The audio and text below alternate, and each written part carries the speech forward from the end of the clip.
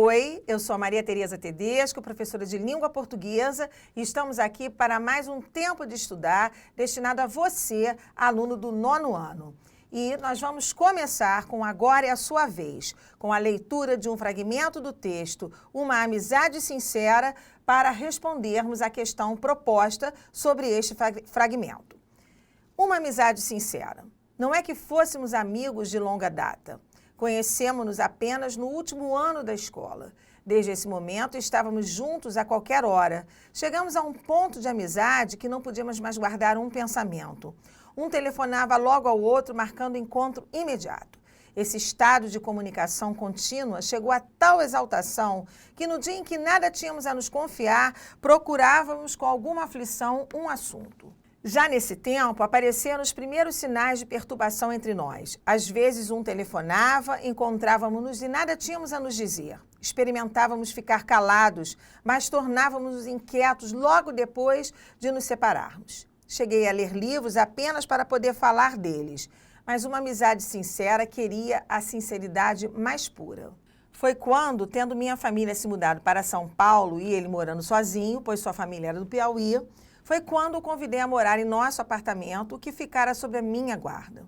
Que reboliço de alma! Radiantes, arrumávamos nossos livros e discos, preparávamos um ambiente perfeito para a amizade. Depois de tudo pronto, eis-nos dentro de casa, de braços abanando, mudos, cheios apenas de amizade. É um texto da Clarice Lispector, da Felicidade Clandestina, um texto muito importante, muito famoso no modernismo brasileiro. E a gente propôs uma questão sobre a estrutura do texto narrativo.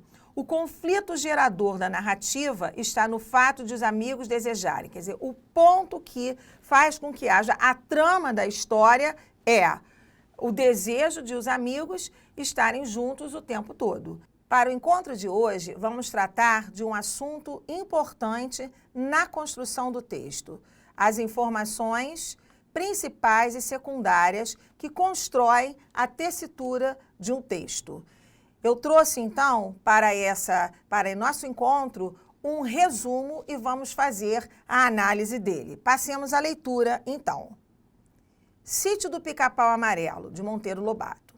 Sítio do Pica-Pau Amarelo é uma série de 23 volumes de fantasia, escrito pelo autor brasileiro Monteiro Lobato entre 1920 e 1947. A obra tem atravessado gerações e geralmente representa a literatura infantil do Brasil. O conceito foi introduzido de um livro anterior de Lobato, A Menina do Narizinho Arrebitado, 1920, a história sendo mais tarde republicada como o primeiro capítulo de Reinações de Narizinho, 1931, que é o livro que serve de propulsor à série do Sítio do Pica-Pau Amarelo. Precedentemente, Lobato já havia publicado os volumes O Saci, Paulista, 1921, Fábulas, 1922, As Aventuras de Hans Staden, 1927 e Peter Pan, 1930. O cenário principal é um sítio batizado com o nome de Pica-Pau Amarelo, de onde vem o título da série, onde mora a Dona Benta, uma velha de mais de 60 anos que vive em companhia de sua neta Lúcia, ou Narizinho, como todos dizem, e a empregada tia Anastácia.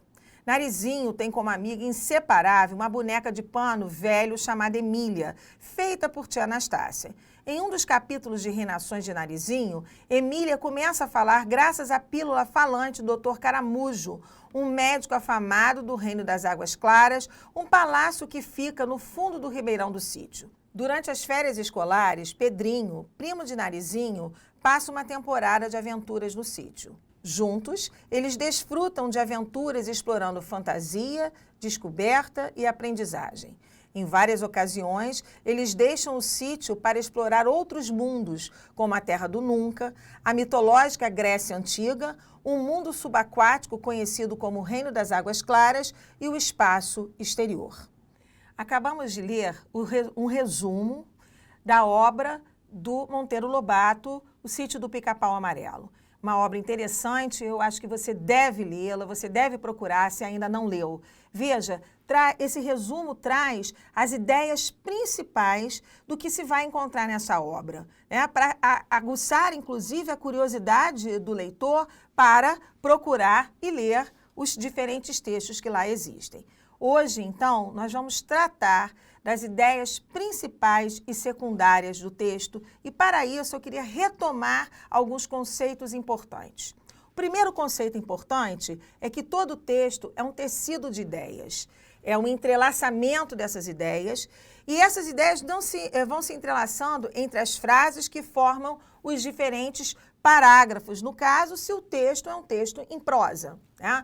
Essas ideias que entrelaçam o texto, elas podem ser centrais, principais, também alguns autores chamam de tópicas, de nucleares, ou essas ideias também podem ser secundárias, coadjuvantes, elas podem ser acessórias.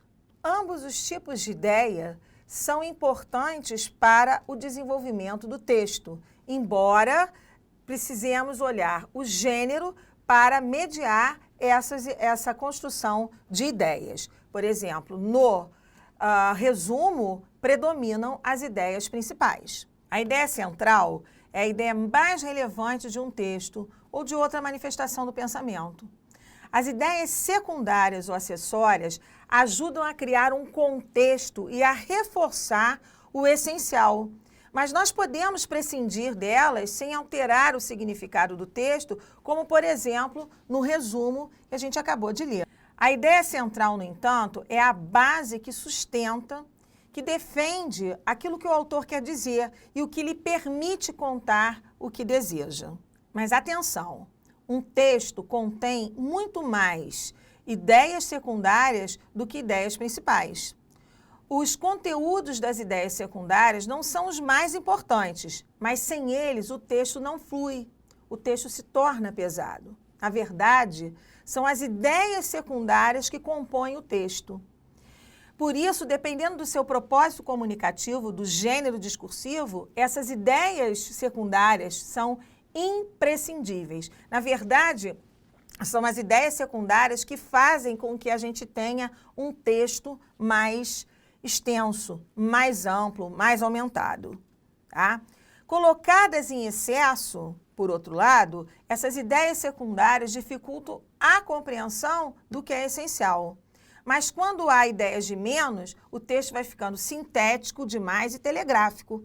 A gente vai sentir muito isso, gente, quando a gente escreve, né? No desenvolvimento da produção escrita, na sala de aula. Se você não desenvolve suas ideias, se você não amplia a sua ideia central com as ideias secundárias, o seu texto fica curtinho, fica sem desenvolvimento. Então, nós temos que prestar atenção sobre isso.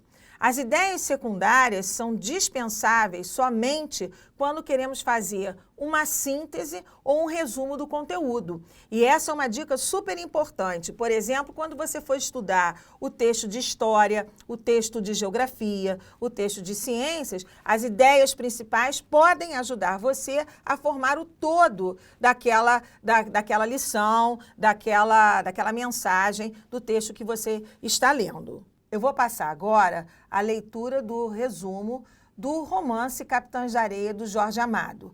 Vamos fazer a leitura juntos. No início da obra, há uma série de reportagens fictícias que explicam a existência de um grupo de menores abandonados e marginalizados que aterroriza a cidade de Salvador e que é conhecida por Capitães da Areia. Após essa introdução, inicia-se a narrativa que gira em torno das peripécias desse grupo, que sobrevive basicamente de furtos. Porém, apesar de certa linearidade, a história é contada em função dos destinos de cada integrante do grupo, de forma a montar um quebra-cabeça maior. O chefe do grupo Capitães da Areia é um jovem chamado Pedro Bala, um menino louro e filho de um grevista morto no cais.